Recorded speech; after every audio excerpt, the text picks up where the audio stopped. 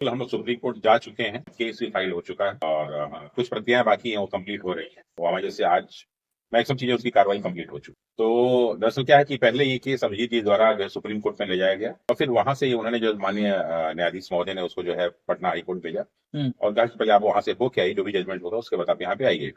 तो यहाँ पे निर्णय दिया गया 28 मार्च को, जो हम लोग के पक्ष में नहीं था, और सारे केस को डिसमिस कर दिया गया। जबकि इसमें बहुत सारे ऐसे तर्क थे जिसपे केस को एक जो है नया दिशा दिया जा सकता था और एक लैंडमार्क जजमेंट ये बन सकता था।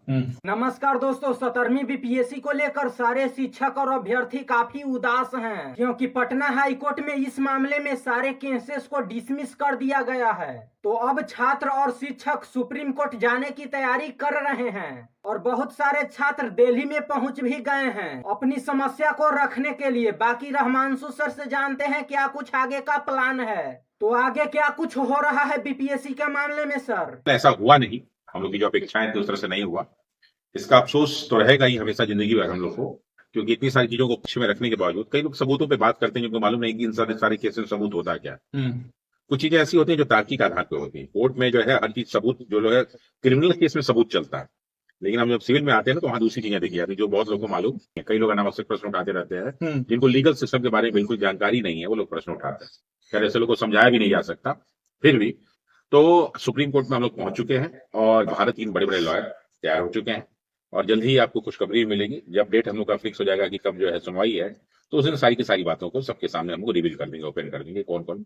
फिलहाल अभी कपिल सिब्बल साहब फिक्स हो गए हैं। बिल्कुल, तो पहले भी हुआ था। तो उन्होंने कहा था, और भी 2 बड़े बड़े वहाँ के वकील साहब लोग हैं, उनका भी जल्दी हम लोग नाम जो है। आप सुप्रीम कोर्ट की बात कर रहे थे और वहाँ पैसे बहुत ज्यादा लगते हैं, वकील साहब भी काफी चार्ज करेंगे, कैसे होगा मैनेज? तो क्या है कि एक शब्द होता है प्रो बोनो। जब वकील जो है, कोई बड़ा वकील, वो जो है स्वेच्छा से और सहयोग के रूप में किसी सोशल कॉज के कारण जो है सहयोग करता है, तो उसको ये प्रक्रिया कहते हैं। तो माननीय कपिल सिब्बल साहब इसके तहत आ रहे हैं। लेकिन फिर भी जब भी सुप्रीम कोर्ट में कोई भी लीगल प्रोसेस शुरू होता है तो उसमें एक बहुत बड़ा खर्च राशि हो, फाइलिंग से लेके बहुत सारी चीजों को लेके, क्योंकि पटना तो है नहीं, लेकिन पटना में बहुत सारे वकील साहब लोगों ने हम लोग का जो है निस्वार्थ भाव से और निःशुल्क सहायता किया। हाँ, ये जरूर है कि फाइलिंग से लेके बाकी सारे चार्ज हम लोग को देने पड़े हैं और भी बहुत सारे खर्च होते हैं, वो देने पड़ते हैं, लाखों में उसकी कीमत होती है। वैसे ही सुप्रीम कोर्ट में भी चूंकि 3 केस जा रहे हैं, एक तो Pappu Kumar and others versus state of Bihar जो वाईवी गिरी साहब देख रहे थे, दूसरा जो मेरा वाला केस था Prashant Shekhar and others versus state of Bihar जिसको अभिनव सर देख रहे थे, और तीसरा नेहा प्रवीण वाला केस जिसको जो है संतोष कुमार पांडे और प्रसून सर देख रहे थे। तो ये तीनों के जो है एसएलपी जो है सुप्रीम कोर्ट में लगभग तैयार जा रहा है। इसके अलावा 2 और बड़े बड़े वकील हैं जो हम लोग का सहयोग करेंगे साथ में। क्योंकि मैंने ऑलरेडी सीएलसी से पढ़ाई किया है, तो हम लोग के पक्ष में लगभग वैसे तो मेरे वहां पर ग्रुप में लगभग 1,500 कर वकील है, 1500 प्लस, ठीक है। तो सारी सीएलसी वाले बच्चे हैं जो शुरू मतलब 2000 के बाद के जितने बैच के बहुत सारे लोग हैं जो मेरे दोस्त मित्र हैं, वो सारे के सारे लोग वहां पे सहयोगी हैं। तो उस सबने भी स्वीकार किया कि हम लोग मैक्सिमम कोशिश करेंगे कि उस दिन मौजूद रहे। तो क्योंकि हम लोग चाहते हैं कि लड़ाई क्योंकि बड़ी है, हम लोग इसको महाभारत के युद्ध के रूप में ले रहे हैं और हाई कोर्ट में अपनी हार को हम लोग अभिमन्यु की हत्या के रूप में लेते हैं। नो डाउट हम लोग के अगेंस्ट में आया, लेकिन हम लोग ने कोई कसर छोड़ नहीं रखी थी।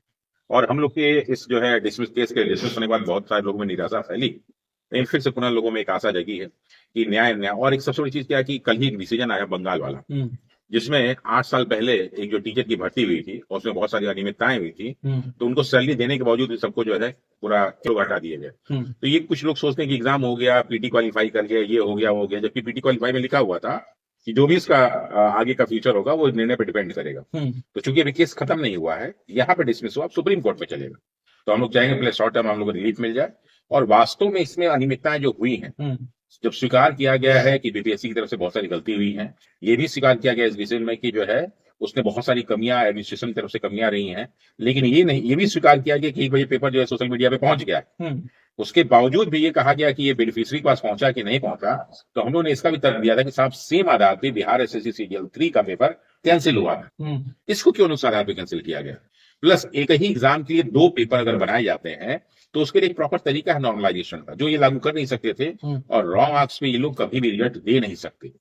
दोनों में बराबर 4 क्वेश्चन गलत करना, जबकि हाई कोर्ट ने कई बार इस पे जो है फटकारा है बीपीएससी को, उसके बावजूद भी बार बार गलती करना ये शो करता है कि बीपीएससी हाई कोर्ट को कोई वैल्यू नहीं देती है। और बार बार चूंकि उसके पक्ष में वहां निर्णय आ जाता है, जब ये मावी जो है माननीय न्यायालय ने उसके पक्ष में एक निर्णय देते हुए, उसके विपक्ष में निर्णय देते हुए कहा कि इनको स्ट्रक्चरल चेंज करने की जरूरत है।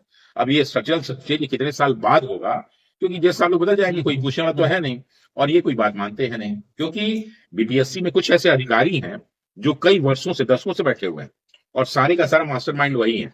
चेयरमैन साहब तो कोई आते हैं 1 साल 1.5 साल के लिए चले जाते हैं, उनका तो जो अपना प्रॉफिट लॉस से देखते हैं, लेकिन कुछ ऐसे लोग हैं जो बहुत लंबे समय से बैठे हुए हैं, इन पे सख्त कार्रवाई करने की जरूरत है। तो हो सकता है सुप्रीम कोर्ट में हम लोग 2 डिमांड करेंगे, री एग्जाम प्लस प्रॉपर इन्वेस्टिगेशन।